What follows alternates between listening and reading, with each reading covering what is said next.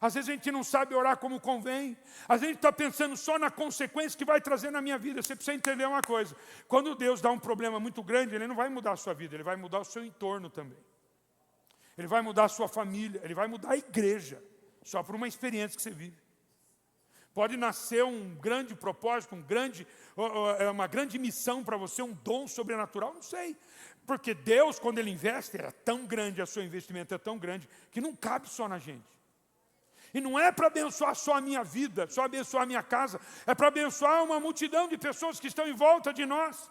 Quando você passa algo, né, o problema que você virou, ele se torna um testemunho que pode dar uma coisa poderosa. Tem muita gente querendo contar testemunho, mas não tem coragem de viver um problema para poder contar testemunho. Me lembro de uma senhora, falou: pastor, eu quero ver um milagre. Eu falei: você quer, irmã? Pastor, nunca vi, eu quero ver um milagre. Eu olhei para ela e falei: qual é o problema que você quer? Eu falei: não, pastor, eu não quero problema, eu quero um milagre. Não, mas para você viver um milagre, você tem que ter um problema. Aí eu comecei a citar: você quer um câncer? Não, pastor, eu não quero câncer. Quer perder um filho? Nossa, que coisa horrível. Mas ela falou: não, pastor, quer perder a tua casa? O que você quer, irmã? Eu falei: não quero problema. Não dá para viver um milagre sem problema. Não dá para contar uma história sem que você viva uma história sobrenatural. Contar uma história que você tinha R$1 milhão no banco e comprou uma casa, irmãos, não é a história que inspira. A história que inspira é que você comprou uma casa de R$1 milhão, aquela irmã tem história para contar. De coisas maravilhosas. Depois pergunta para ela, de casa que deu para ela, carro que deu para ela, e ela não tinha dinheiro. Desculpa, eu esqueço o nome, como é que é mesmo? A Cindy, é verdade, desculpa, a Cindy. A Cindy está junto com o marido dela, cabelo branco quase igual ao meu. Ela tem histórias assim. Ela é uma pessoa que trabalha em casas, ajudando. Pergunta o que ela tem. Porque ela viveu isso. Isso é história para ser contada. Para ser contado que você tinha R$1 milhão e você comprou uma casa de R$1 milhão, tudo bem, você teve R$1 milhão.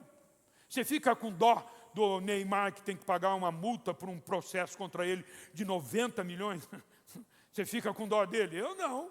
Ele tem dinheiro sobrando. Tem crente aí ou não?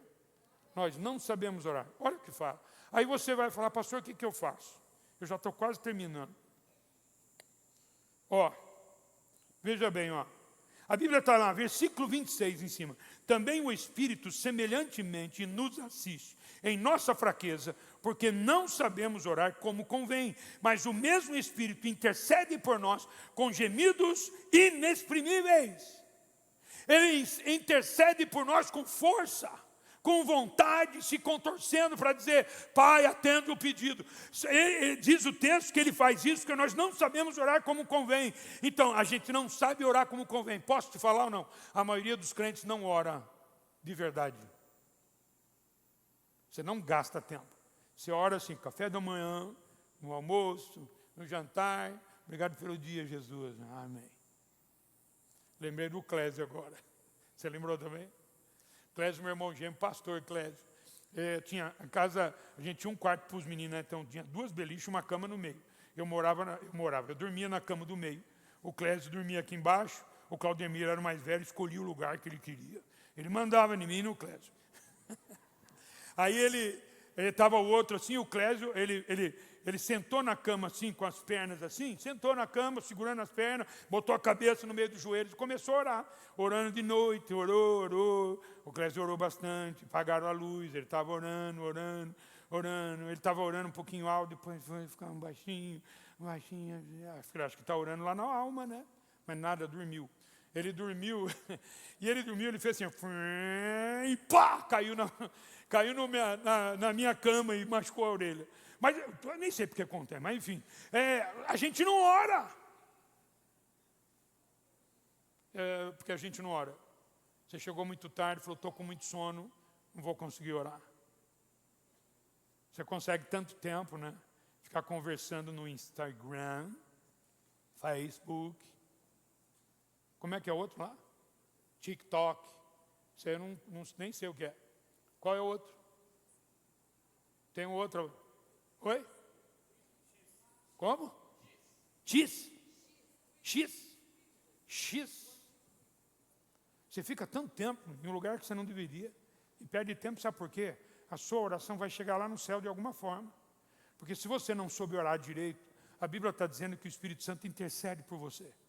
Porque você não sabe orar como convém. Agora, se você não sabe orar como convém, é porque você ora pouco. Então, se você orar, quanto mais você orar, você vai começar a orar, ter intimidade com Deus, porque Ele vai falar com você, porque Deus só fala com quem fala com Ele.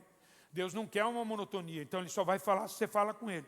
Quando você mais fala com Ele, mais você vai ouvir dEle. E quanto mais você vai ouvir dEle, mais você vai começar a orar correto. Então a Bíblia está dizendo assim, você não está orando direito, então eu estou tentando interceder por você. Mas se você aumentar o seu tempo de oração, eu vou abrir os teus olhos, vou abrir os teus ouvidos, para que você possa orar correto. Põe na tua agenda. Não esqueça disso. Se você não colocar na tua agenda diária, você não vai orar, porque o diabo vai colocar uma coisa, vai colocar outra coisa. Você tem filho pequeno, o filho pequeno vai cair, vai machucar o joelho, ele vai fazer as necessidades dele que já tinha feito, vai fazer de novo, só para você não ter tempo para orar. Então põe na tua agenda,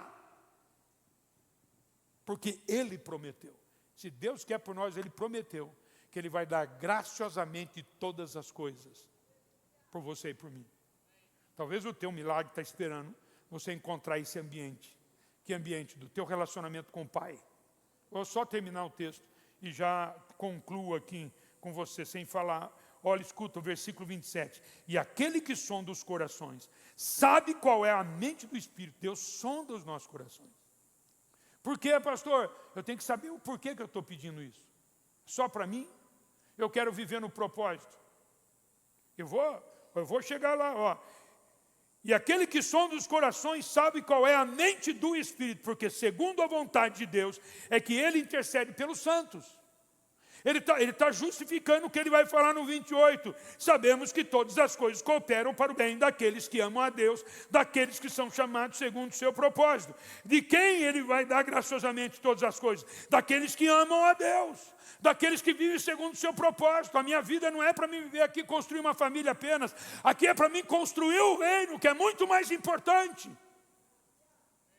A gente gasta tempo para construir nossa família, isso é bom, mas gasta pouco tempo para construir o reino de Deus na terra. Construir a vontade de Deus nessa terra. Tem alguém entendendo aí? Diga amém. Porquanto aos que de antemão conheceu, também os predestinou para serem conformes à imagem do seu Filho, a fim de que ele seja o primogênito de muitos irmãos. Então, eu não estou pregando aqui sobre predestinação.